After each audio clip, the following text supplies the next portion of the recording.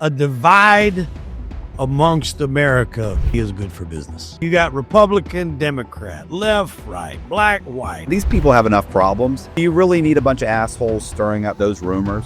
And then you got assholes like me who immediately believed it. This one, it hits a little close to home with some similarities. Some people in the comments may say this fella isn't qualified to speak on this topic. I think I'm damn well qualified to speak on it. I had a self-defense claim myself. I was facing 25 years of life in prison due to my circumstances. The case was dismissed and thrown out, which is, I'm sure, the outcome Mr. Karmelo Anthony is hoping for. But as we'll get into this, it's not impossible. But I am a betting man, and he's not looking good. He's not the favorite in Vegas to beat this case, and we'll get into why. Okay. Well, so first you want to just kind of recap what happened, right? So this is the landscape here. We've got Karmelo Anthony, 17 years old, from Centennial High School, played football, was a track star, and for whatever reason, everybody wants to make sure that he has a 4.0 GPA. Austin Metcalf, same 17 years old, was Memorial High School, football star, also ran track. Now, not that this is a huge deal, but this is Texas, and these are competitive rival schools. So already with 17-year-old high school football stars, and both of these kids, from what I understand, were standout athletes, you've got a competitive nature just in that, just in and of itself. Texas football is, that's like church. I mean, they don't play about their football down there. If you ever seen the movie Friday Night Lights, that shit's serious. The whole fucking city comes out for these things. So that's that's who they are. And like I said, I bring this up just to go ahead and say there's already a competitive spirit between these teams, between probably these people. I mean, even in my small town here in South Carolina, there's competitive, I guess attitudes, if you will, between rival schools. That's just the nature of the game, I guess we'll say, so to speak. Now, this was at David Kuykendall Stadium. I hope I pronounced that right, in Frisco, Texas. So this was a track meet. Now, from what I understand, and from the best that I've been able to gather here, this was, I don't even think these guys were competing in the track meet. They were just there to support their schools. And it starts to rain. So it's a pretty heavy rain coming down. I read somewhere that a coach told him, hey, go get under the tent, because he was in the bleachers. So he gets his bag and he goes under the opposing team's tent. I don't know if that was on purpose, or I don't know if that was just an accident. If it's raining like hell, you're just going to run for the first tent you see. Either way, he winds up in the opposing team's tent. So what happens there is Austin apparently approaches Karmelo. I don't know to what degree. I don't know how aggressive it was, but in all certain terms, at least from the police reports, it says he tells him he needs to get out. He may have said, get the fuck out. He may, or, whatever. I don't know how he said it, but the intent was, you need to get out of here. And he pushes him. Like, get out. So at this point, and this is key later on, we'll talk about it a little bit later on, but I'm just kind of going through what we know. At this point, Karmelo goes over to his bag that he has, and I guess grabs a knife. Now, I don't know if Austin knew he grabbed the knife, but I guess at least seen him go to the bag. And he says, touch me again, you're going to have some problems. Or touch me again, you're going to find out. Something along those lines. And Austin comes up to him again, and Karmelo stabs him right in the heart. He ultimately winds up passing away. His twin brother, I believe, was there, named Hunter. He basically passed away in his arms. Now, Karmelo takes off. He ditches the knife, and he runs. At first glance, you could say guilty people don't run, yada, yada, yada. But, I'm going to try my best throughout this whole thing to look at things from both sides. If I go into an opposing team's bench and I just stab their star player, I'm probably going to run too, because I'm thinking somebody's going to be chasing my ass. So a better idea is probably just to grab your shit and leave. Oh yeah. Man, not stabbing would be the best thing. But I mean, after that happened, you got to think there could be some repercussions. So I understand a little bit of why he fled. Right. Maybe not so much dropping the knife. That's another layer, but he drops the knife and he's fled. He is apprehended, but when he's apprehended, he immediately admits that, hey, I did this. It wasn't, I'm not the alleged guy. It was me. I stabbed him. And then as they're placing him in the car, he goes, I can claim self-defense for this, right? So he's asking, this is before he's arrested. I don't think he's actually arrested and Mirandized at this point. Before he's arrested, he's asking the cops. So right then and there's a lot of problems with that in and of itself. Number one, I'm not promoting people to do crime or acts like this, but if you do, don't talk to the cops. Don't say shit. Just don't. He's already opening himself up to, you're asking if you can use self-defense, then how do you know you even did what you did was in self-defense? Right. So that's a big problem right there, right off the rip. Going forward, there's an issue here with, I think, some GoFundMe money. His family makes I think it's not GoFundMe. It's like Go Send or something like that. Save, Send, Go or something like that. It's like a variation of GoFundMe. They immediately put one up. It raised, I think, the equivalent of $350,000, which is what they wanted. It very quickly. And then it surpassed that. She actually went and bumped it up to 500,000. So it well exceeded what they wanted. And that was a big contingent because some people were saying, well, how are you able to, commit a murder and then put a fund up to try to raise funds? And I think even I don't know if he was senator, but Ted Cruz posted, he was like, so a man commits a murder and then gets $500,000 on a GoFundMe. Me personally, I don't think politicians need to stick their nose in on something. I was just thinking, keep your mouth shut. Like nobody, why say that? Like that kid, guilty or innocent. You have a right to try and raise money, to try and mount a defense for your son. Like whether he's guilty or not, no matter what, you have a constitutional right. I'm allowed to raise money. I'm allowed to pay for a defense. I'm presumed innocent. That thus far that senator doesn't know what happened. Yeah. And two, when a politician like that, someone of his stature makes a statement or a tweet like that, you're already shaping a narrative because you have supporters and people that are, Ted Cruz thinks he did it. He must have did. And that's unfortunately, Matt, that's where, you and I experience this a little bit. A divide amongst America, unfortunately, is good for business. Oh yeah. That's views. Why do you think we're doing this? Exactly. That's why I was going to say. That's why we're doing this. You got Republican, Democrat, left, right, black, white. I mean, just north, south, whatever, however you want to classify it. Gun toting, non-gun toting. Everything that is for division is good for content. So everybody's going to come out with their own narrative, and that's something that you can't stop. You can't combat that. That's just going to happen. It happened in my case, in my self-defense shooting. You had the general public going to come out. You can't stop that. But I do think that politicians and people of higher end stature should probably just keep their mouth shut. Yeah, politicians and actors. Like I always love some actor who was happened to be in a series or 2 hit movies, now suddenly decides he knows who should be the next president. It's like, bro, come on, you barely took acting classes. Like, who are you? You played Chewbacca in Star Wars. Like, what are you doing?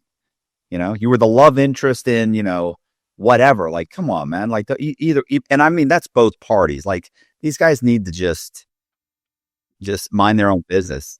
I want it back a little bit. And that's one thing, like I didn't even get, and I don't want to get off topic, but like what's the lawyer down here? The Murdochs, like they had documentaries on Hulu and HBO before this guy ever went to trial. I don't even know how that was. I mean, not that I'm saying he was innocent by any means, but that's swaying, people's thought process. But, anyways, the kid does get locked up. His bond is $1 million, which is pretty steep for this.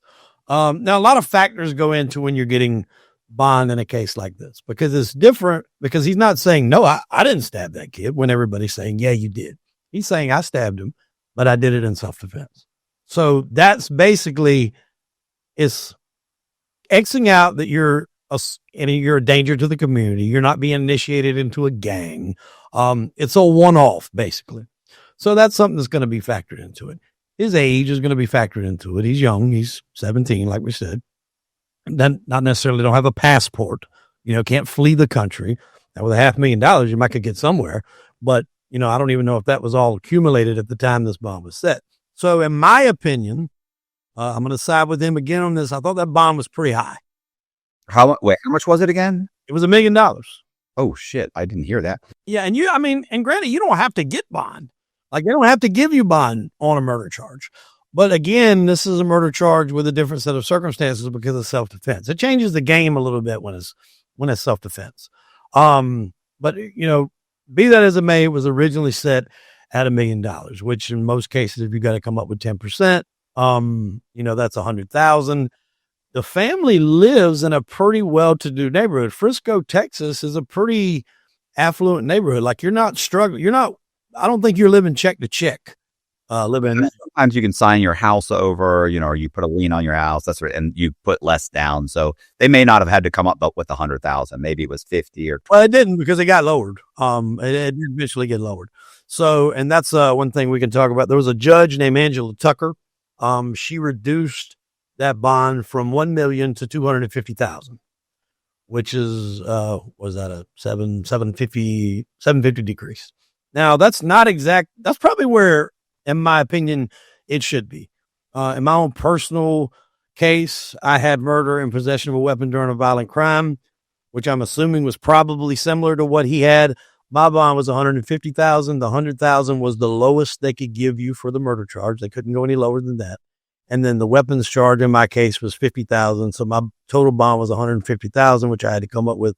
It wasn't the full 10%. It was slightly less than that. I think I had to come up with like 12.5 to get out. So his was $250. I was going to say yours, once again, reasonable because you have kids, you're married, you own a home in the community, you're an upstanding citizen, you had been on the same job for a decade or whatever it was, 5 years, whatever. I don't know what it was, but actually 15 at that point. 50, like you're not going anywhere. And yours was you were saying not guilty, self-defense. I don't even have a problem with people supporting him if they believe that what he did was right. I don't necessarily subscribe to what he did is right 100%, and we'll get into that.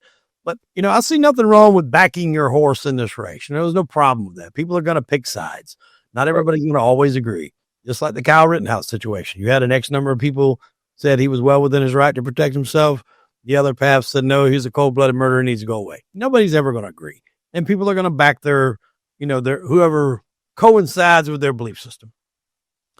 But be that as it may, this young man did get bond. The judge, from what I understand, Angela Tucker, came under fire. She actually got some heat for lowering the bond as much as she did. Like he should have gotten out on bond. He should have been given, in my opinion, he should be given bond. He has a right to mount a defense. He needs to take part in that defense. It's much easier if you're out. And also the other thing about bond people don't realize is like, he's not going anywhere. He did this. He's not going anywhere. He's not running. He's at home with his family. He's recognizable. I promise you, this kid isn't going anywhere. And he's also on an ankle monitor. So that's another thing that, obviously if he goes outside of whatever parameters they set, in most cases, it's your home, doctors, lawyers, school. I'm assuming in this case, I don't know. In a case like this, they very, very seldomly does anybody run. Yeah. So, I don't have one issue with that kid getting bond. It's much easier to fight your case if you're outside than if you're sitting in a prison cell. So I don't have any issue with him getting bond. Matter of fact, I'm glad he got bond. As far as the dollar amount, I guess that's, maybe for that part of town or whatever, that's average, but there's nothing wrong with that. But now they have a victim's advocate that's kind of the spokesperson for the family in this situation. And, this gentleman has a hard time with the English dialect. I've listened to him flat out butcher some very common words, but it is, Minister Dominic Alexander. Now, this gentleman has quite the rap sheet himself. He's been arrested over half a dozen times. I shit you not. I've seen all the mugshots. He was actually convicted for committing bodily harm to a 2-year-old and had multiple allegations of former ex-wives for spousal abuse. Now, look, this has absolutely nothing to do with Karmelo Anthony. This guy's shit is his own. Yeah. But for God's sakes, if you're going to pick somebody to represent you, I mean, get somebody with a clean record, for fuck's sake. I don't understand what the thought process here is.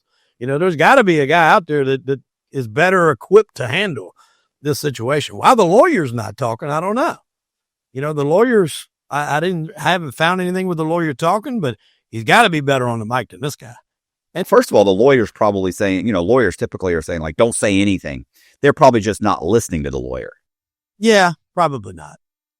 Or this minister. You did say minister.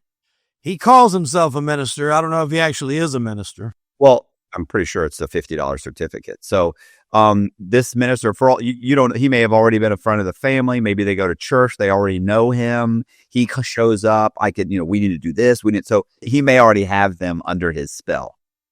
That's correct. And I mean, I don't know these people's stature in the community. They may know each other. They may be friends. They may go to the same church. I don't know how they reached out, but a lot of times when you're involved in something like this, especially something that's high profile, people will find you, if for nothing else, for, clout and representation to what they do. People will seek you out. Hey, I'll do this for you pro bono. They'll do, pro bono work, whatever the case may be, to advertise them, their business, what they do. It's always an ulterior motive. They're not doing it out of goodness of their heart. Right. Now, maybe they are. Maybe they're just good people. I don't know any, but maybe they're just a lawyer with a heart. Oh, I kill myself. As the lawyer with an empty pocketbook is what I say. So they got this guy front and center. He's in a lot of the interviews. Like I said, you'll know him by the butchering of the dialect that he does repetitively. Some words are just very, very difficult for this guy to get out. Like I said, you got a lengthy rap sheet. Bodily harm to a 2-year-old is not a good look, especially when you're representing someone fighting a murder charge. It's just not the best options. You probably should have reconsidered that one, because you want from here going forward to be clean as a whistle. You don't want any blemishes. Now, they do a press conference. Now, at this press conference, it's a lot of things take place. We got to dissect this. So the press conference, this gentleman, like I said, he gets up and he butchers a lot of language, and the mom gets up and she's very tearful in her speech. And I can coincide with her a little bit because I was there to a certain degree. She's saying, look, we moved here to give our kids a better life, a better life than what we had. We're upstanding members of the community. Because of this action, now our lives are being threatened. We can't go to work. She's got a daughter, I think, said that, she's scared to sleep in her own bed because of death threats. Look, you're in Texas. I'm not saying that's not possible. Yeah.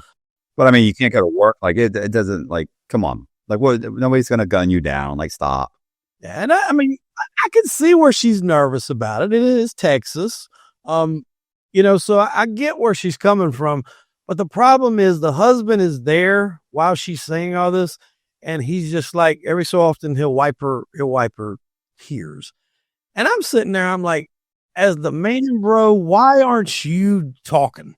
Right. Like, why are you, unless you're just trying to get the mom or the women on your side in this case, why aren't you up here taking the brunt of this thing? Because it was your son. Maybe he can't cry on demand. It's possible. But she finishes this whole thing. And, there was allegations that they were getting money from this GoFundMe. They were buying exotic vehicles. They had moved into a bigger house that was a $900,000 home. From all the reports that I've read through, all those things seem to be false. Oh, okay. I had heard they went out and bought like a really nice SUV, and they were looking at nice homes. I don't know if I didn't hear that they'd moved in, but I heard that that was like the next step. Well, from what I understood when she did this press conference, the funds had only just became available, and this was actually verified from the CEO of the company of Give Send Go. I think it was what Give Send Go. So from everything that I've seen, that was untrue. That was not the case. Now, however, since he's out, the editing or the wording has been edited of what the funds will now be used for. So now it's put on, could be used for private security, could be used for change of residency, different things because they aren't going back to work. They need to stay home. The wording has changed to where it's not every bit of the funds is going to be for legal representation. Right. But beforehand, as far as I can tell, none of that stuff was true. They didn't go on a spending spree. And really, I mean, that doesn't make a whole lot of sense anyway. Yeah. Well, I'll tell you what's fucked up about that is that people were out there trying to spin it. Yeah. Like they got enough. These people have enough problems. Their family has enough problems. This kid's got some major problems. Like, do you really need a bunch of assholes stirring up those rumors? And then you got assholes like me who immediately believed it. You ever read a headline and think, wait, that's not what I read earlier? Or hear a story that was covered two totally different ways and think, I wonder which one's telling the truth. We all know the news can be biased. Algorithms push stories that they think you want to see, and some outlets spin stories to fit a certain agenda. It's exhausting trying to figure out what's real, what's exaggerated, and what's just straight up misinformation. That's why I use Ground News. It's a news platform that doesn't just show you the headlines, it shows you the whole story. It gathers articles from across the political spectrum, tells you the bias of each source, and even lets you compare how different outlets are framing the same event. For example, the recent federal health agency layoffs. Left-leaning news described the layoffs as a major crisis, calling them a bloodbath that could harm important public health work like tracking diseases. On the other hand, right-leaning news saw the layoffs as positive change. They called it a win-win for taxpayers, which could save $1.8 billion a year. Both sides agree the layoffs and changes were happening, but they strongly disagree on what it meant. Ground News lets you compare these side by side so you can actually see the bias and decide for yourself what to believe. You can also see things like how news sources are covering a particular story, political leaning of news outlets, and the blind spot feed where you can see stories that are disproportionately covered by one side of the political spectrum. In a world of clickbait and echo chambers, having access to all perspectives is more important than ever. That's why I love Ground News. It helps me cut through the noise and stay truly informed. And right now you can get 40% off the Vantage plan for unlimited access. Just hit the link in my description, ground.news/inside, and start seeing the news differently today.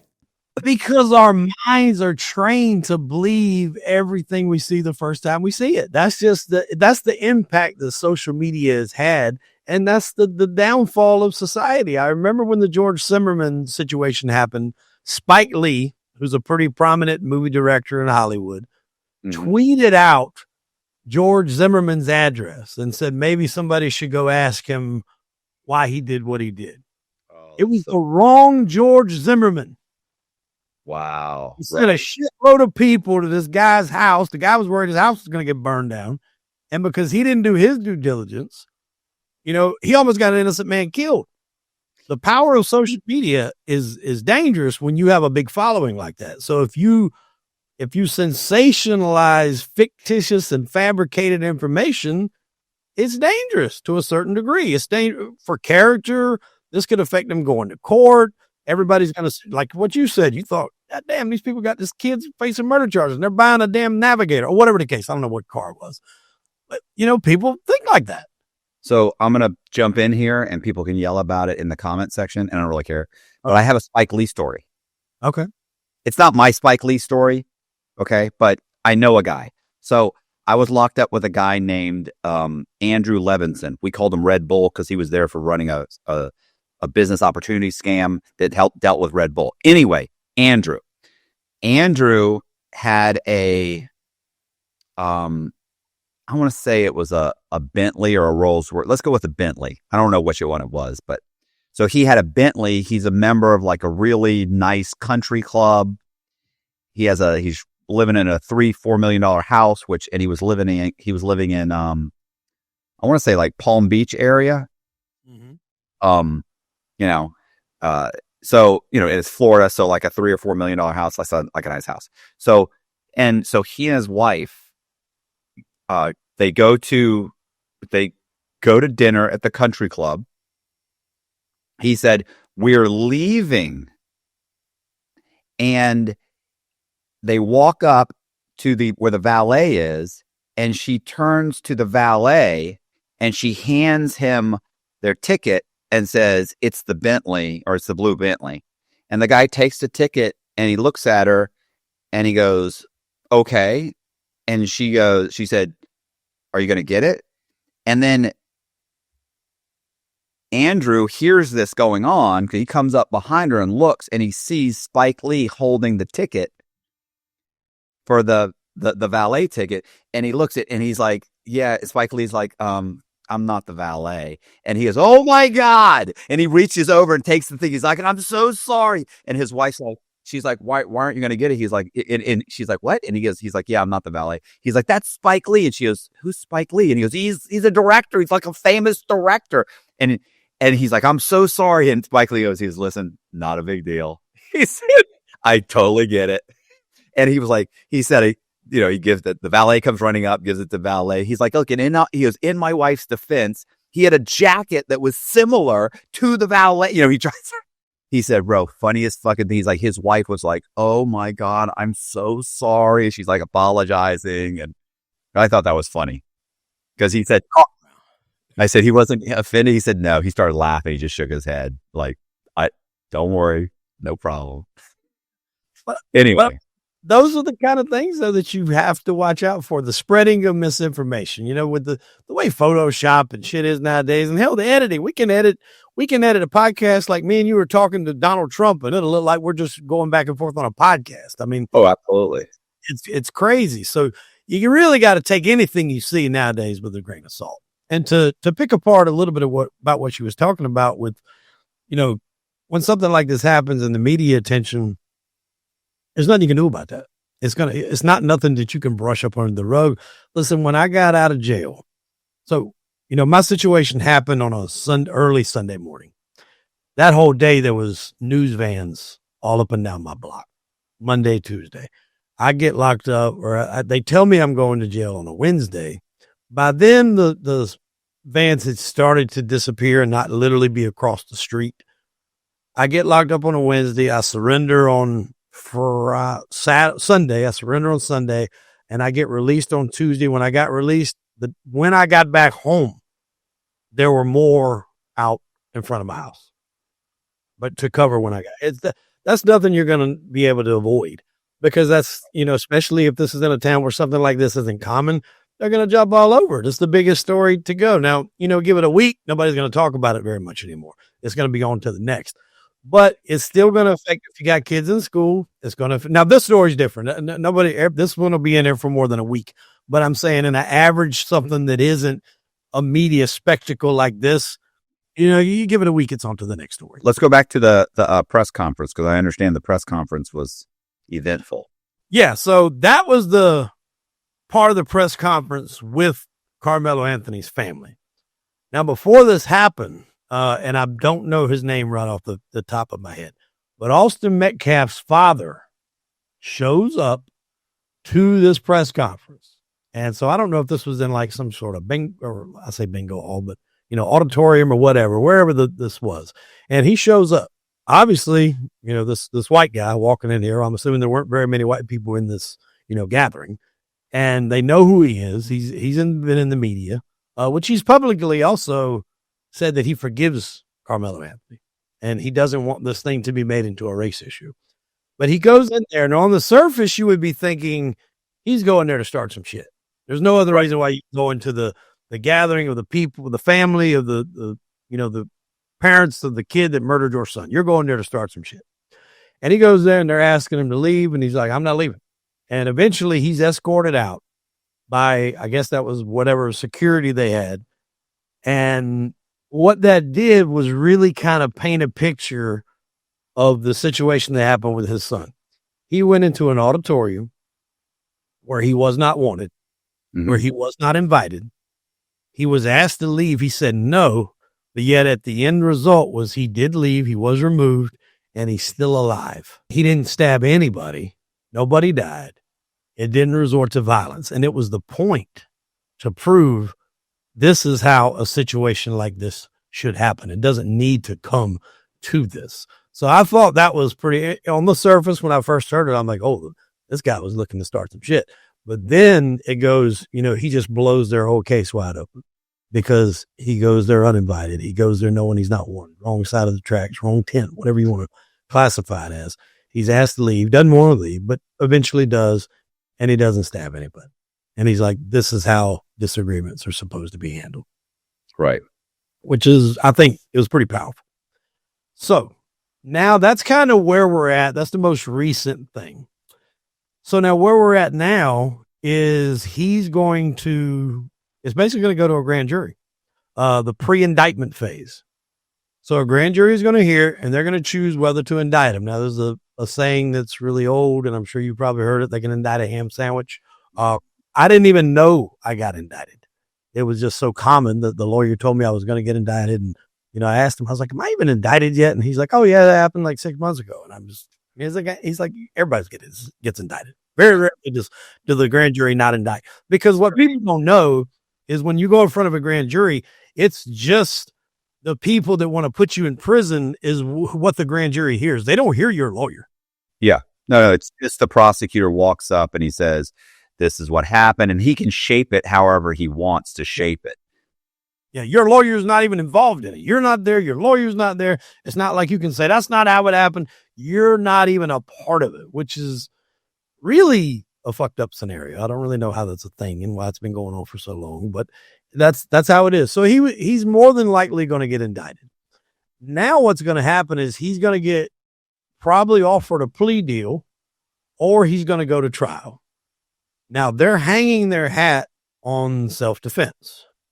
So this is where this thing is going to get interesting. If they don't accept a plea deal and they go to trial, depending on what kind of plea deal they offer him, those are things that you got to think about, because if they offer you if they plead it down to manslaughter and do 5 years, to get to that point, it'll probably be 2 years. You think manslaughter is 5 years? I'm just saying 5 to 7. I've known people to get 7 for manslaughter. Wow. I always think of manslaughter is around 10 to 15, but I'm in Florida. So I don't know what it is in South Carolina. Yeah. I mean, it varies state to state. Texas, from what I understand, is fairly lenient, but so's Florida, isn't it? Florida's horrible. They give out stiff sentences. You do 85%. The guards beat your ass. There's no air conditioning, which is the worst part for me. I'll put up with a lot, but you got cockroaches and no air conditioning. No, I can't do it. I won't do it. You see flooded, that's that. I won't do it. I'm telling on everybody. You know me so well. So let's unpack the actual incident here from a lawyer's perspective, shall we? One thing I got to ask is, where the hell are the coaches and the parents at this track meet? I know. I wondered that. Like, how close in my mind, it's so funny. You tend to formulate a scenario in your mind when you hear things. Yeah. You shoot a movie. Yes, exactly. I have a scenario in my mind, which is there's people around, but nobody's even close. Mm-hmm. And it's just Karmelo sitting underneath the awning, and sitting. He's sitting there. His book bag is on the chair next to him, little folding chairs underneath this little kind of awning thing, that little tent, the little tent stand that they put up. Mm-hmm. And the two brothers walk up and say, hey, hey bro, this is for whatever, King High School, or, whatever, this is for Cougar High School, or whatever it is, Amelia Earhart High School, whatever. So, this is for, such and such high school. And he sits there and and he doesn't really say anything. And they're like, yo, bro, you got to get out of here. And he stands up and says, what are you going to do about it? And next thing you know, the kid, Austin pushes him, and then he says, get out of here. He says, he turns around, grabs his bag, reaches his hand in his bag, and says, you fucking, you touch me again, you're going to fucking find out, motherfucker. And he turns around, and as he turns around, he goes to push him again. The kid stabs him. Kid drops down. He immediately takes off running. His brother, the brother standing there with Austin the whole time, heard the whole thing. Karmelo runs off, ditches the knife, eventually gets picked up.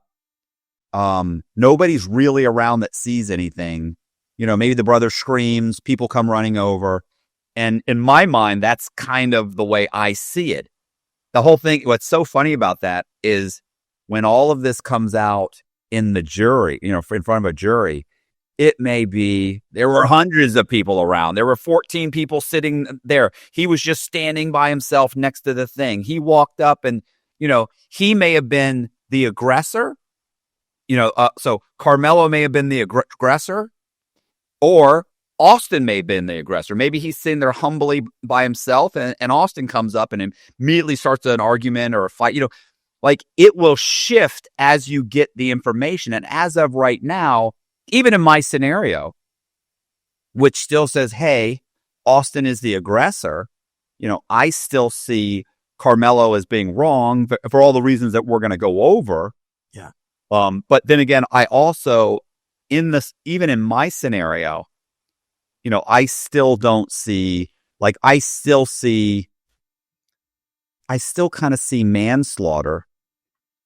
And I still don't see, I see 15 years, 20 years. I don't see, only because he's so young and he's just a stupid kid and you're 17, kids are stupid at 17. You're bringing a knife. You're just you're just a fucking idiot.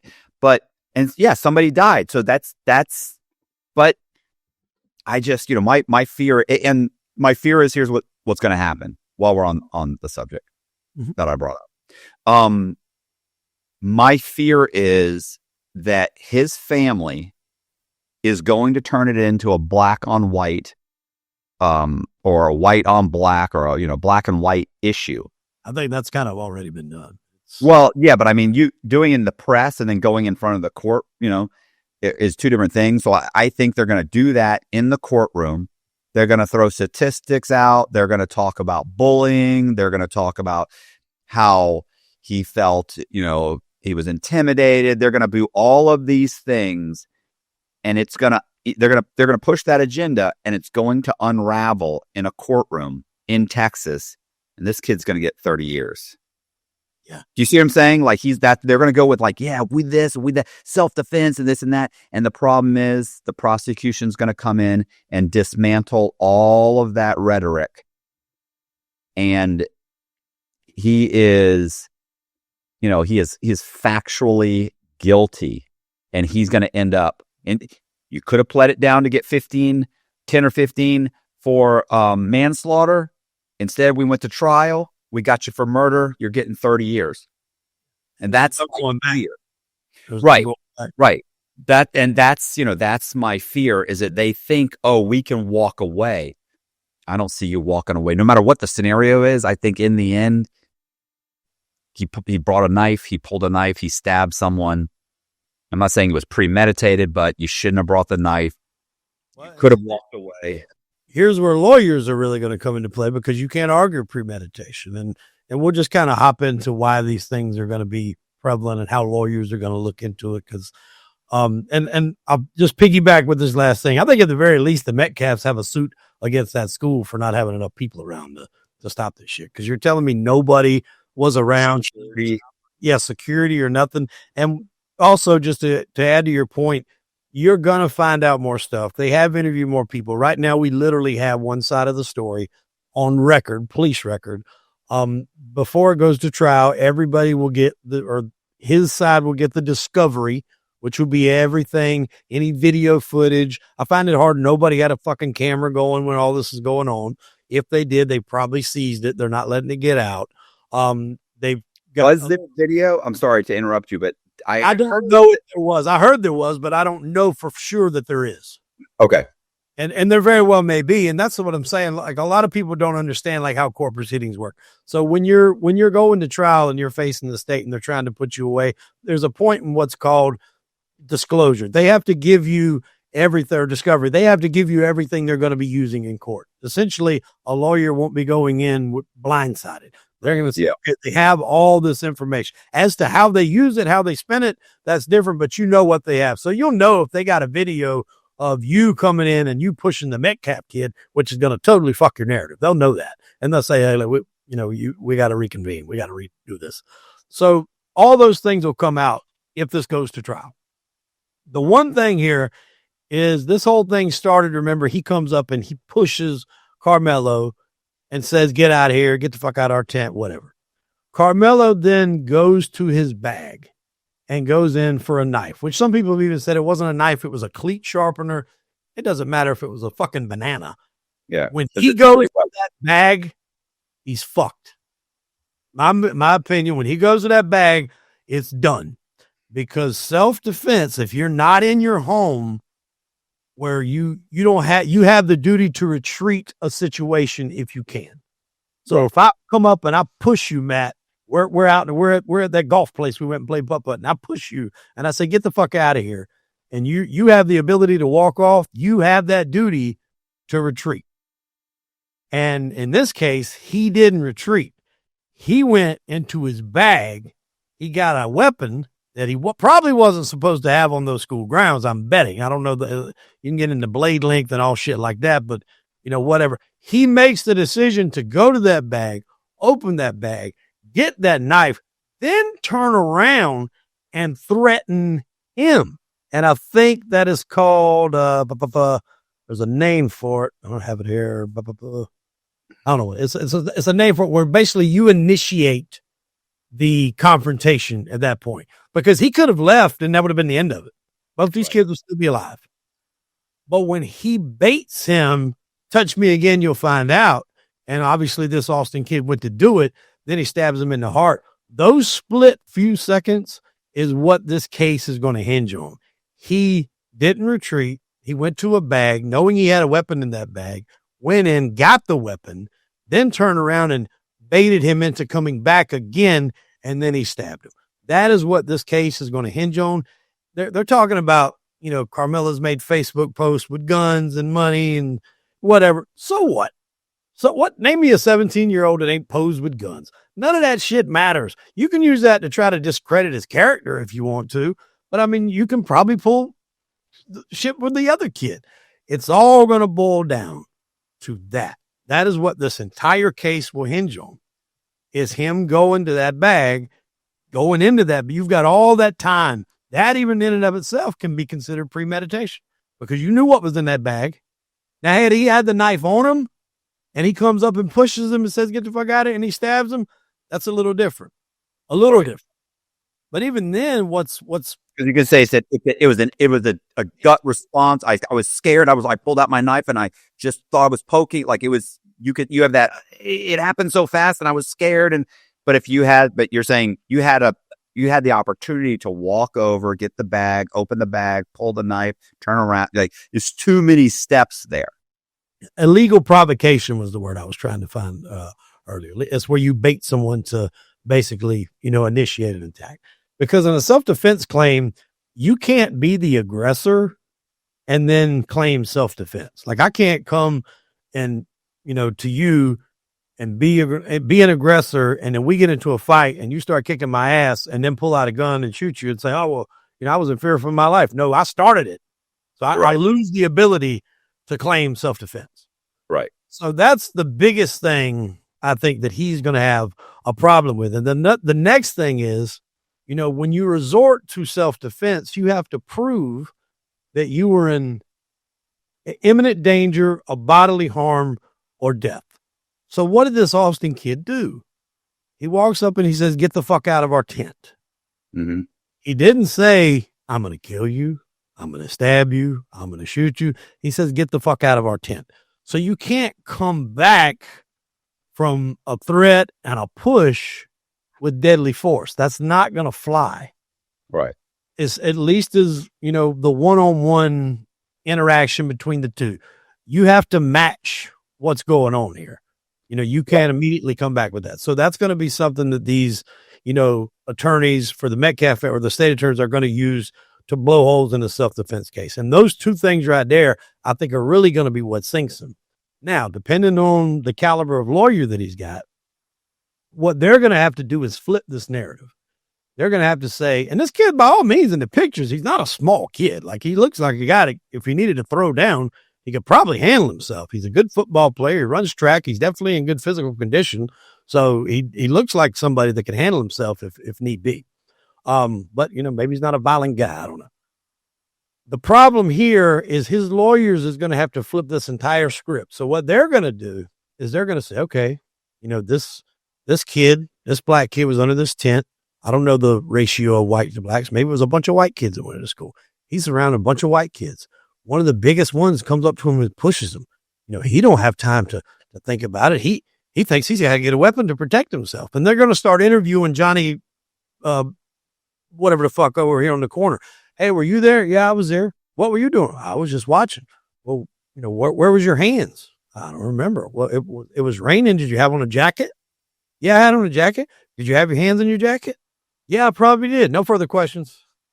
Because that could be said, hey, this guy seen, two guys with a hand in their jackets. He didn't know if they had a weapon. That's where this thing is going to get real tricky and real sticky, is how are they going to present this to the jury to get him off? Because they're already working behind the 8 ball because he started talking.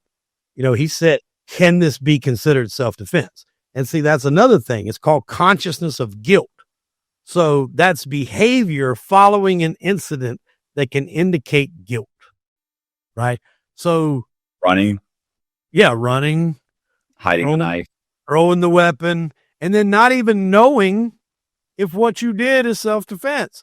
If I'm that kid and those cops pick me up, bro, I had to, bro. He come at me. His brother was there. He had 2 other big, gigantic fucking offensive linemen behind him. I had to do it. I was scared for my life. I thought they were going to kill me.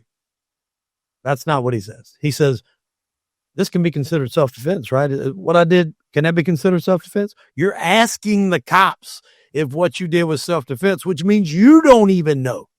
Mm-hmm. And again, I'm saying all this, A, from a guy that went through a similar situation, and B, it's a lot easier to Monday morning quarterback something when, it's after the fact. And I acknowledge that. But, we have to do it because it's important for people to know these things. And that's where he's going to get into trouble, because you don't ask if it's self-defense. You fucking stand on that. You stand on business and you'd say, yeah, it's self-defense. He come at me. But even that's going to be hard, because what did he do? When he come at you, what did he say? He said, get the fuck out of our tent. That's it. That's all he said. Right. That's what their lawyer's going to say. He said, get out of their tent. Was that worth taking this man's life? But did he say he was going to kill you? Well, no. Did he say he was going to stab you? Well, no. Did they threaten to, him and his brothers threaten to stomp you out? Or no. He said, get out of your tent. Yeah. So this can be was it their tent? Yeah. Was their tent. Right. Was it your tent? No, it wasn't my tent. Why didn't you go to another tent? Why didn't you and I have a question. I had heard, once again, who knows what you hear on social media, right? I had heard that Karmelo had an issue where he brought a knife to school in the past. Is that true?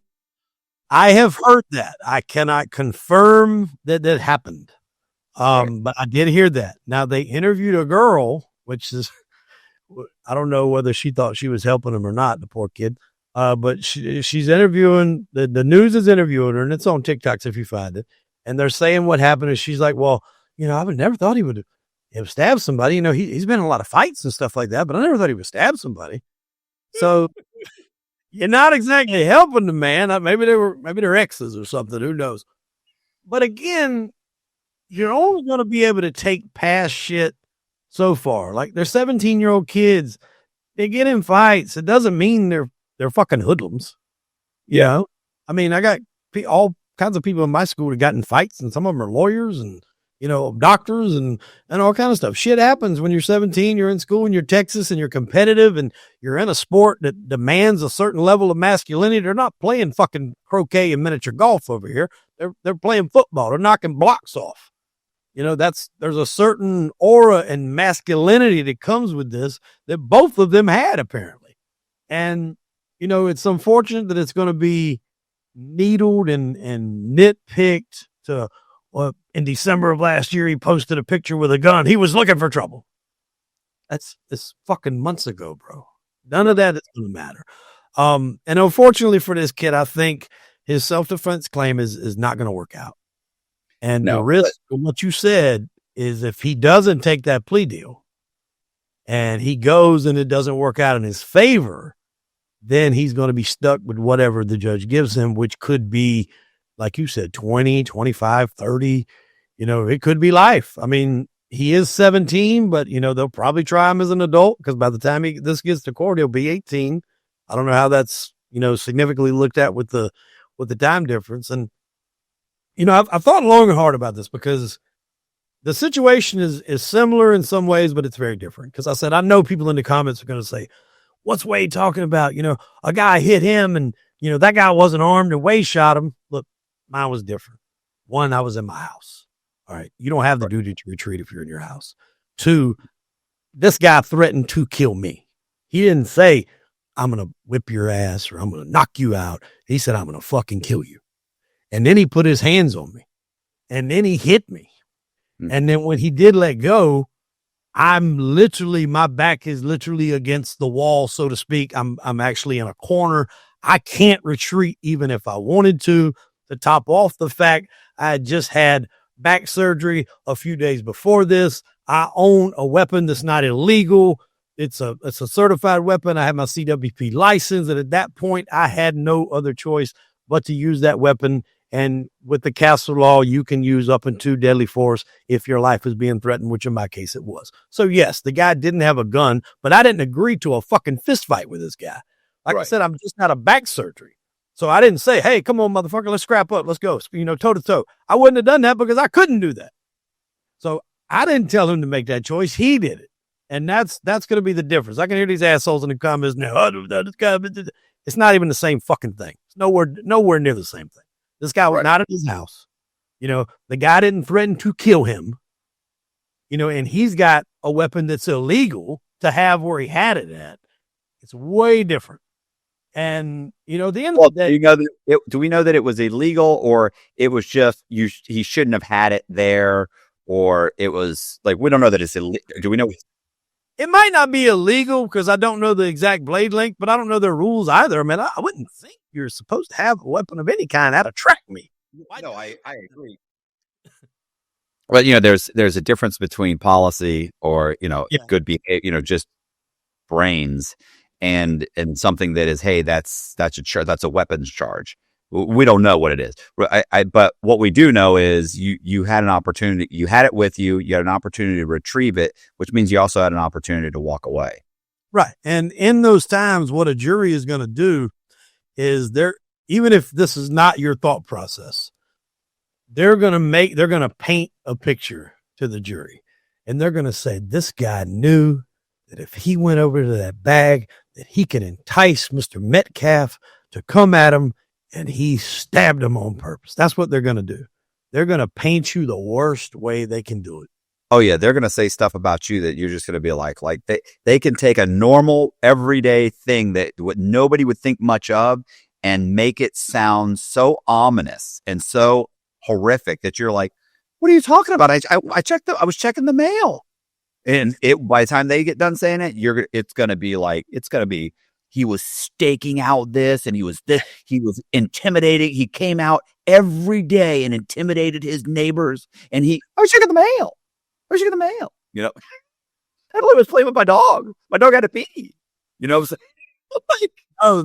He had a vicious Chihuahua that terrorized that neighborhood and bit children in the neighborhood. You're like, what are you talking about? They love that dog. So yeah, they'll turn it into, it'll be horrific. Like by the time they get done with this kid, with Karmelo, he's going to be like this. I can't believe how they'll twist anything. Even if it's innocent, they're going to twist it and you're going to be a monster and you're going to end up with fucking 30 years or worse. It's this black and white issue. I'll bring up something Joey Merlino said that was hilarious. And I know this don't really compare in this situation, but he was talking about how they were talking about him in court one day. And he's like, this fucking guy was so convincing. By the time he got done talking, he actually had me believing that I really did what they were accusing me of doing. Now, whether he did or not's another story, but the way he said it was funny. He's actually kind of funny on something. But he's telling the truth, because I remember when I was in there to get bond, obviously they're not wanting to let this man he's a danger to the community. He's committed this horrible act in a neighborhood with children where they're out every day, and he could do it again. And I mean, just all these things. And, he lured this man here. I'm like, lured him. This fucking guy reached out to me. I didn't lure shit. And he's like, he lured him here with this plan of, I mean, but that's their job. I understand what they're doing, but I mean, I'm sitting, and you can't say anything. And I'm sitting there looking like, what the fuck is this guy talking about? And I look at my lawyer. I was like, is he serious? And he's like, shh. Yeah. Oh, they don't say anything to him. Yeah. I got this. Yeah. We're good. This proceeding will be over in a minute. I'll be able to go to lunch, and you're going right back to the fucking holding cell. Yeah. And that's exactly what happened. And in my case, the lady didn't even say bond granted, bond denied. She said, I'll make my decision and let you know, and bang the gavel. And I'm cuffed up. I looked at him. I said, what the hell does that mean? He said, I guess that means she'll let us know. And they're, carrying me off to the next room. And I asked the guy, I'm like, what does that mean, bro? He's the bailiff or bailiff or whatever is uncuffing me.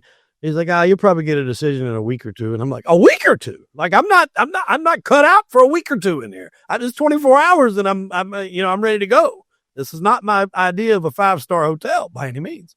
But those are the kind of things that they're going to do to that kid. They're going to paint him in the worst way. Now, his legal defense is going to go the exact opposite, just like mine did. It's hey, look, he's a pillar of the community. He's worked for the same company for 15 years.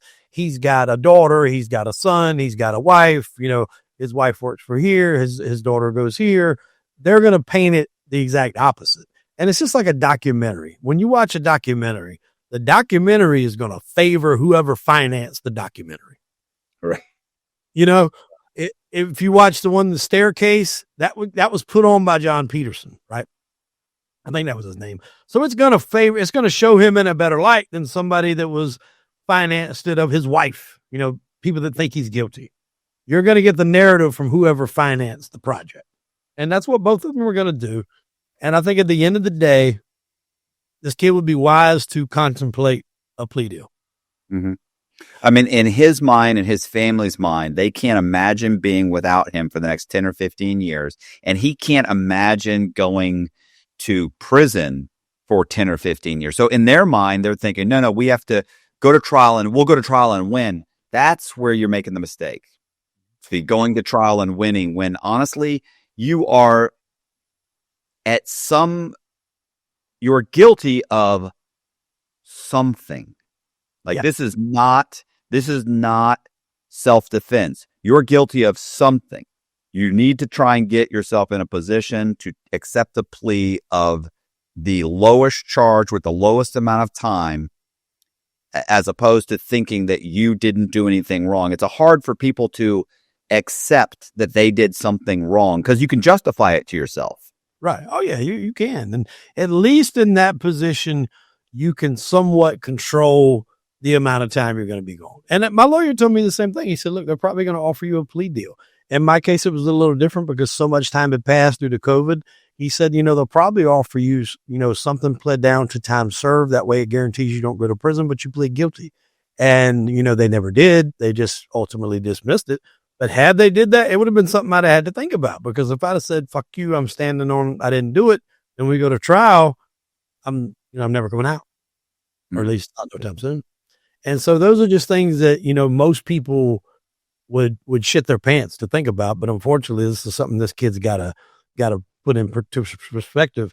And the sad thing about it is 2 lives have been ruined. Both of these kids seemingly were good kids, made good grades, standout athletes, probably I don't know for sure if they were captains, but probably captains of the football team, and now one's gone, one's dead. He's never coming home. The other one's probably going to do some jail time. So his athletic career is over. Probably a lot of his life is going to be, predetermined by this outcome. It's going to follow him everywhere he goes. So in all intents and purposes, his life is pretty fucked, going forward, and unless he's able to spin it in some kind of different narrative, which maybe he will. It's sad because both lives are ruined because of this act, where it was very much avoidable, because you don't want to look like a bitch when the guy tells you to get out of our tent, but yet now you went and stabbed him in the heart. Yeah, but I don't want to do 10 or 15 years in prison either. Right. I'll definitely, so you can call me a bitch and let me be out. Bitch me up like a motherfucker as opposed to having to face a fucking potential 30-year prison sentence if you go to trial. And here's the thing too. Listen, like I know what you're saying, how you've kind of broken it down, and I've watched some videos on lawyers and Officer Tatum. Yeah. Officer Tatum breaks it down. He was a former police officer. These guys break it down. And I understand, but the people that will really probably get a sense of what really happened and see all of the evidence is obviously the jury. Yeah. And the jury's going to be, they're going to paint Karmelo as, the prosecution will paint him as a monster. And, and his defense team will paint him as being this poor kid that has been bullied and intimidated his whole life by these white kids, and these two white kids came up and they said this and they said that. And if it's just his word and he takes a stand and he cries a lot and it's his word against the brother's word, in the end, legally, I still think he gets a lot of I think they get him for murder as opposed to manslaughter, and he's getting 25 or 30 years at least. If they try and do that, like I said, they try and do the whole black and white thing. Like, God, I think that's going to be the biggest fucking mistake, because I don't think they're going to give a fuck in Texas.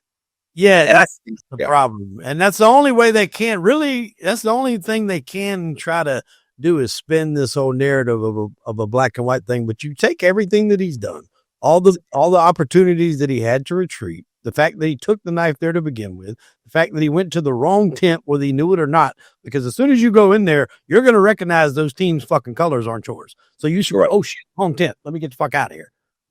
You've got all sorts of opportunities to get out of this situation. And then you put that kid's brother on the stand and you have him detail that his twin brother, his best friend, somebody that when he looks in the mirror, he sees died in his arms because this kid stabbed him after his big brother pushed him and told him to get out of the tent. It's not good, bro. Yeah. It's not good.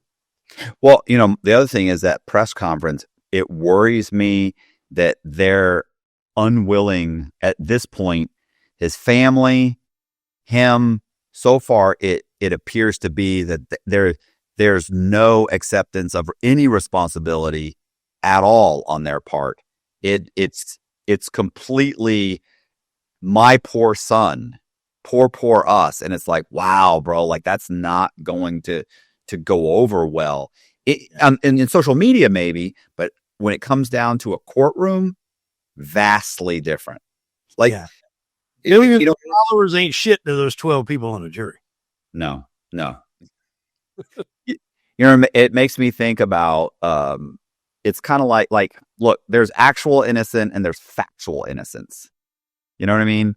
And O.J. Simpson was factually innocent. That man butchered those two people. Okay? Chris Todd says different, pal. I know Chris Todd. I get it. I hear you, Chris. I want to believe you. No one does. But yeah, it's just, I feel like this is a case for Chris Todd. Okay. Chris Todd, I think, could jump in his vehicle right now, drive to Texas from LA, where he lives in his basement. He could drive from his basement apartment to Texas. He could solve this whole thing over the weekend, write a book and put it out. I think within a month, we'll know way before what's happening. I'd be interested in the book part of it for sure. But, yeah, it's not here or there. Yeah. Matt, in your opinion, you've been through the legal system. You've been through this. I didn't necessarily finish that process. It started, it stalled, and then it was dismissed. So what is he looking at before this thing goes to court? If he decides to forego any sort of plea deal, what is he looking at before this thing goes to trial? 2 years from now, you think? I mean, it depends on if they try and do. I don't know if there's a fast track system in Texas. I would say you could drag it out for a year to 18 months, or maybe you could. I don't know. I don't know Texas, so they could drag it out 2 years, probably. You got to try to drag it out 2 years, and I find that kid's defense. I'm trying. I don't know the exact verbiage for it, but there's a motion you can make to a change of venue. I'm trying to get that fucking thing out of Texas, or at least out of that town. You can't get out because it's state. You're not getting it out of Texas. You might get it out of town. You're not getting it out of. Yeah. You can't get out of state. You might maybe it's worth getting out. Look, at this point, it's so big. The odds of you getting it in front of 12 people that haven't heard about it. I'm in Tampa. You're in South. You're in you're in South Carolina, but where in South Carolina? Charleston. You're in Charleston, South Carolina. I'm in Tampa, Florida. You called me up and mentioned it. I was like, oh yeah. I've been watching. Everybody knows about this at this point. Everybody. Yeah, the change of venue. I mean, you might eliminate the risk of getting someone that's really connected to the victim. You might eliminate that. But still, you're probably not going to get away from people that know it. And that's the thing too, like jury selection, like this thing is going to be split, divided 50-50. If his defense team puts any white person alive as their six, each of you gets 6, right? Yeah. I think each gets 6. No. I mean, you're. It's not that. Well, so you have so many that you can kick off, right? You could challenge. It's really just that you're both basically picking the jury. Yeah, but I thought the defense got 6 and the prosecution. You get like strikes. So let's say the jury. I can say we have no problem with this jury, with this jury member. And the prosecution might come and say, strike. You only have so many strikes. They go, nope, strike. We don't like them. Oh, I'm striking every white guy there is. Well, I understand, but you get to a point where if you have 6 strikes. Can't do anymore.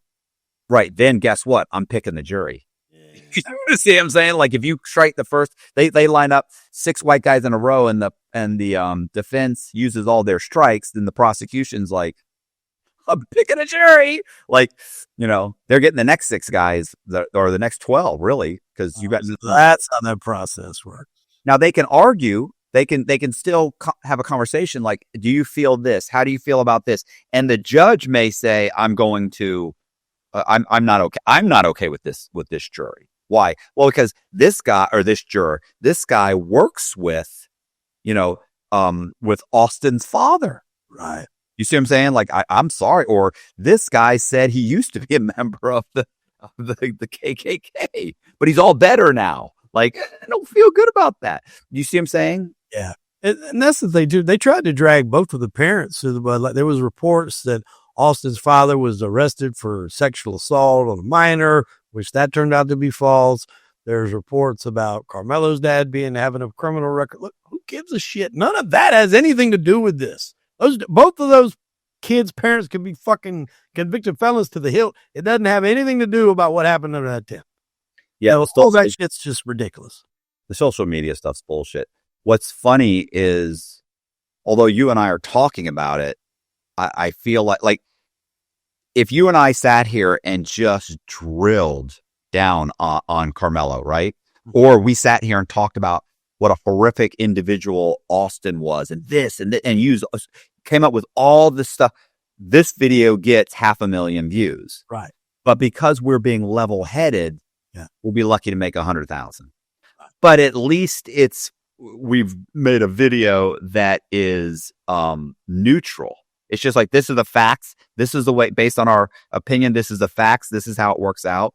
It's too bad that people will try this whole thing. But in the end, the people that are going to make the decision is going to be that jury. And even worse, the jury will make the decision. The judge will determine if he's right, the sentence. Now, I knew a guy one time, by the way, I was locked up with. Oh, this guy has such a horrific story. So he owned a body shop, and he's Mexican and he lives in California. I would say it's California or Texas. It might have been Texas. He lived in one of those states that borders Mexico. He's like, I'm Mexican. He's like, but I don't speak Spanish.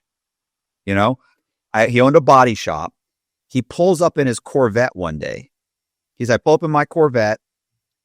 I pull up next to a truck with, there's 2 or 3 Mexicans in it. It's like he's at like a 7-Eleven, a convenience store. Anyway, pulls up. He said, I go in, I get something to eat, whatever. I come back out, and he's with his girlfriend, by the way. So with my girlfriend, he said, I came out, and as he's getting into his car, one of the Mexicans says something in Spanish, and he's like, they talk to him. He opens the doors, going to get it, and he's like, oh, I'm sorry, man, I don't speak Spanish. And the guy says something else. He's like, no habla. And the guy was like, he had jumper cables. He's like, can you jump the car or whatever it was? They were trying to get him to help him. And he was like, he starts to say, yeah, I can, let me pop the hood, whatever. And one of the guys starts mouthing off. One of the Spanish guys. He's like, one of the Mexicans. He's like, they were drunk. It's like he said one of them was clearly drunk. And he's like, oh, you don't speak Spanish. You think you're better than us? And you're driving your fucking Corvette. You think you're better. You don't speak Spanish, bro. I know you speak Spanish. And he's like, man, I really don't speak Spanish. It's like, I don't speak Spanish. So he said, I didn't speak Spanish. And so he ends up basically going, yeah, you know what? Got good luck, bro. Goes to get in his car. Well, the guy is coming around, gets in his face as he's trying to get in. And he said the guy starts fighting him. Like they start fist fighting. He goes, so I'm fist fighting. The other guys jump in. He goes, I'm trying to climb into my car to get away from them. He said, my girlfriend is screaming her head off. He said, I'm holding on to my seat, and I remember my gun's under my seat.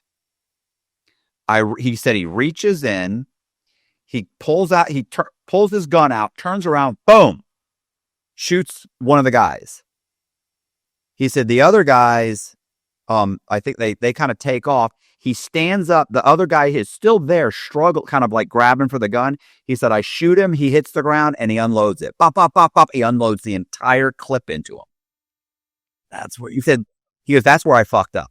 Yeah. He said, shooting him, I had no problem. They said, you shooting him, fine. They said, but when he hit the ground, you unloaded your entire fucking clip in him. Now he was arrested for murder. His whole thing was, I was being attacked. They were like, yeah, but it was way more than just deadly force. Like you executed this guy. Or when he dropped backwards and hit the ground and everything, you should have stopped. He wasn't a threat anymore. And you unloaded the clip. And he's like, keep in mind, he said, I was trained by a guy when I got my your concealed weapons permit. They were like, you unload your fucking clip to make sure these guys don't come back. This is what he's telling me. I don't know if it's true or not. The horrible fucking instructor, I can tell you that, because when I took that course, that's why I said he fucked up, because everybody always says that, oh, you unload the clip, you stop when it's empty. You do that, you're going to get fucked, because what it is, the legal terminology that they use is you're in fear for your life. There's an imminent threat. Once you shoot him and that guy hits the ground, he's no longer a threat. So when you come up and you unload him, bah, bah, bah, bah, bah, and put 3 more times, at that point, you're the aggressor. You're the one that committed the murder. So on the first 2 shots, self-defense. When he unloads the clip, it changes the ball game. What happened to him? I'm curious.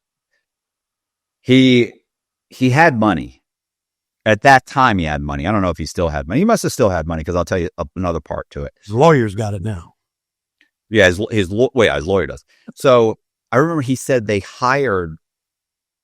did 3 mock trials. He said, I lost 2 of them. One of them was a draw. That's not good. No. He said, I still went to whatever it is. I still went to trial. Yeah. He said, because they were offering him, I forget what it was. They were offering him 15 years or something. And he didn't want to take it. And he's like, I didn't feel I did anything wrong. He goes to trial. they get on there. They do the whole thing. He loses. And he gets sentenced. And I want to say, I don't remember the sentence. Let's say he got 30 years or 25 years. I don't know. Okay. I don't remember the sentence because he said, so my lawyer's like, so I got 30 years. I'm waiting to go to prison. I'm locked up. I'm now in custody because he was out. Right. He'd gotten bond. Now they take you, that would you boom, sentence, take him. Yeah. He said, my lawyer puts in a motion to whatever, quash this evidence and get a new trial and whatever. And he said, the judge denied it. He said, he came back to me and he said, yeah, we got the denial. He said, I'm talking to him through the glass, right? I'm in jail waiting to be moved to prison. He said, look, I can file a Johnson motion or whatever you call it. I don't know what it was. And he's like, all these things. Yeah. He said, the first motion was like fucking 45 pages. Denied. He said, second motion, he said 25 pages. Denied. He said, comes back. He said, I can file this motion. He said it was about 10 pages. Denied. He said, comes back and said, I can try and say that they did not prove that it was not premeditated, but it was something. Because it wasn't premeditated. It was something that they didn't prove their case. And he goes, it's a weak argument, bro. It's weak. And he said, fuck it, bro. Just file it. And he goes, okay. He files it. He said, I'm talking about like six. He's just like fucking 5 pages, 6 pages. And that includes the front page, the one you sign. This thing's like 4 pages of actual content, 4.5 or something. It's not good. He said, the judge said, okay, you're right. I don't think they proved their case beyond the shadow. I don't think it's whatever it was. He said it was a weak argument. Judge said, I absolutely agree. Absolutely. Boom. He said they had 10 days to refile their case, the charges. And he said, so my conviction, boom, gone. My sentence, gone. He said they had 10 days. They refile for it. Okay, we'll take them to trial again.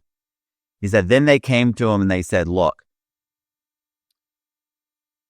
we'll give you time served or something. I forget what it was. Maybe 3 years or 5. It was extremely a minor, whatever, right? Maybe 6 months. I don't know what it was, but it was so, he was like, oh, fuck yeah. Signed it. He said, so I want to say it was some kind of time served, but he was felon. He's now a felon. He's like 10 years. That's what it is. It's time served. You don't have the threat of going back to jail, but you're still guilty and you're a felon. Correct. Yeah. Because keep in mind too, they're going to present the exact same evidence that they've already presented, and he's already gotten this award. So there was less likelihood that he was going to be found. He's like, because I was thinking, well, they already found you guilty once. They'll just do it again. He goes, no. Because now I have this motion and they can only present the same thing, as they don't have any new information. By the way, this I thought was funny too. His girlfriend had broken up with him. And I think he was engaged to a woman he had met while he was out on bond or something. Maybe he was married. I don't know.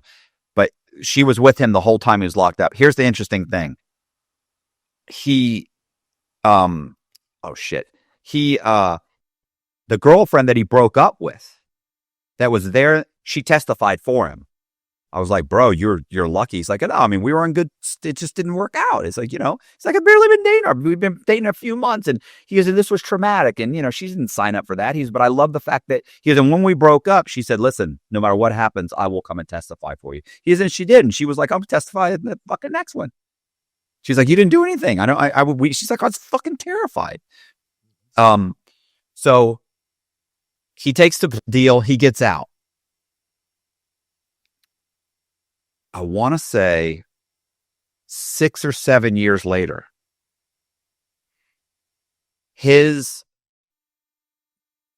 somebody is selling drugs. Maybe he was selling drugs. I don't know what the issue was, but his body shop was raided. They find nothing. There's nothing, whatever. I don't know if it was because of him or if it was because of an employee. I don't know what it was. I want to say it was an employee. He said, I didn't have nothing to do with nothing. They raided his place. They find a gun. It's his gun. He gets 5 years. Oh, because He's a felon in possession of a firearm. So he ends up getting like 5 years. He had gone to another prison for a couple years, and then he came to Coleman, and that's when I met him in Coleman. I want to say his name was Eddie. Anyway, here's what I always thought was very interesting about Eddie. By the time he got this charge, he's now got a daughter who's like 5 years old, 4 or 5 years old, still owns the body shop, married, goes to jail. When he goes to jail, he wrote something like, he wrote 50 letters because he goes, my wife is my lifeline to the outside. He's like, you know how it is. And I was like, right. He's like, I have no ability to be on the internet. I can't really email back. I can't, he's like, I know everybody she knows. She's really the only person I'm communicating with. I said, okay. He wrote like 50 letters to department stores throughout the United States. So he said, first I hit my area, nobody. Then more areas, then other ways at Dillard's, Burdine, Saks. He finally got a woman here's what he was writing. I want to be able to send my wife presents without anybody knowing. And I'm in prison. I need help. There are 50 letters. Some woman at Saks Fifth Avenue wrote him a letter back and said, you have to pay up front. I will pick the presents and I will wrap them and mail them and you have to pay up front. And he was like, that's all. He's like, that's all I want. I'll pay up front. Like, I'm not trying to, this isn't a scam. I just don't want my wife to know. Like, I want these things to show up and she has no idea how they're getting there. I want to say it was like 3 or 4 years he'd been doing this. And his wife was like, she's getting stuff for her birthday, for Christmas, and the woman was, he's like, she's writing him letters. Hey, and she sent him, she would send him, like catalogs and, hey, we just got this. Your wife might like this. He's like, it became almost a friendship. Yeah. Like she looked up my case. She'd read about it. She had cut out articles and sent them. If you need anything else, let me know. Like really a good person. And he said, of course I was able to, because you can have, if you have an inmate account, you can have checks issued and mailed places. Yeah. So this is a huge effort on his part. But he did that. And that's one of the reasons that he sticks out to me, because his case was like, wow, bro, like you're in prison. He only took up a plea because he was so scared to go to trial. And he's like, listen, if the mock trials, he said, if I hadn't been found guilty and the mock trials he said, I would have gone to trial again. Yeah. And so the only reason he was in prison was because he accepted the plea and he accepted the felony. If he hadn't accepted the felony, the gun wouldn't have mattered. The gun wouldn't have mattered, and he wouldn't have had to go to jail for 5 years or 4 years. I forget what they gave him. 4 years, 5 years. There's like another part of his story that is so heart-wrenching. I'm not going to tell you it between him and his daughter, because I really have to stop fucking getting emotional on these fucking podcasts and tearing up. And I can't even tell you this. I can't even think about it without fucking getting fucked up. That bad. Has something to do with him and his daughter. Just a horrible situation. I mean, she was a sweet girl and everything. It was just a realization on her part about him having to visit him in prison. One day she realizes what's happening. Like she doesn't, you're 4 or 5, you don't really know. But years, she's starting to figure out something's wrong, And then they get to that point where it's like, Daddy, come home. Why don't you come with us? Oh, fucking just. Oh, yeah, bro. And it's much worse. I'll tell you when we get off. You're going to be fucked up. It's fucked up. Dude, I can imagine, because it come to a point to where I didn't know if I was going to, like my son, he's 16 now. And at the time he was like 8. So he didn't really understand what was going on, but they're talking about it at school. Kids are talking about it. Hey, I heard your dad shot someone. And to him, he's like, he even said, he's like, yeah, it was self-defense. So you heard me say that, and, that's the narrative we're going with, but I don't think he even understood the pressure and the what was hanging in the balance at the time. And I think about that. Like when I was out on bond, literally within a month, and I think I shared the story with you, but my daughter graduated, so I was able to go to her graduation. I couldn't go anything else. I had to come home after. I couldn't go out to eat or nothing like that. It said, you can go to the graduation, you can come home. And so I'm going to there, and I'm just like, I'm starting to cry because I'm thinking like, I'm seeing her graduate. Will I be out when my son graduates if this don't go my way? And that's one thing that we didn't really talk about with this case, because if they give him a self-defense case, there's essentially could be two trials. There could be a self-defense case, and in that, it's flipped, because in a normal trial, the state has to prove beyond a reasonable doubt that you did what they said. But now if he's claiming self-defense and they do an immunity hearing based on self-defense, it's a hearing like normal, but the burden of proof is flipped. And you can only do that one time. So you can say, hey, my client did this as self-defense, but all the proof is going to be on them to prove the narrative that he acted in self-defense. And if they come back and say, nah, bro, you didn't do that, then it's trial time. And he can't mount that defense at trial. Correct. He can't use that. I mean, he can still use some of it, but obviously if it didn't work then, it ain't going to work with the other one. And you have the one shot. And that's what my lawyer told me. He's like, because we were preparing for the immunity hearing. He was like, we have to make sure we have our shit together, because he was like, we can't rush into this. We were flying forensics experts in from New York. They were setting up lasers at the house, shit off CSI Miami looked like. I mean, blood swabs, this, that, DNA, yada, yada, the whole 9 yards, shit you see on TV. And he's like, we have to have it ironclad, foolproof. He said, we have one shot. He said, if you do not win the self-defense hearing, he said, we can't. He said, we can still go to trial and prove that you didn't act, you didn't murder the guy, but the self-defense claim is done. Also, the self-defense claim, if they can win it, it will protect his family from being sued by the Metcalf family, because they're saying you were within your right to do what you did, and the Metcalfs can't come back and sue him, which is why like OJ was found not guilty of the murder, but then the Goldmans come back and still sued him for $5 million. Yeah. Even if you beat it in a regular trial, if they go to regular trial, and they come back, we find him not guilty, the Metcalfs can still sue the Anthonys after the fact in a civil suit. So we could be looking at two trials. The first one would be the self-defense trial. And if that goes bad and it doesn't go his way, odds are the other thing won't go his way either. But the thing is, they're going to offer you that plea deal first before you do the immunity hearing. So if you deny that plea deal and you go with that immunity hearing and it doesn't go your way, it's going to be much worse. It's a long fucking year and a half. And listen, the agony that kid is going to go through. 5 years, I was wondering what was going to be my outcome, which is a long time. But mine had different circumstances. It was COVID, and it backdated the courts and everything else. But that is the worst feeling. I feel for the kid. I feel for the other family too.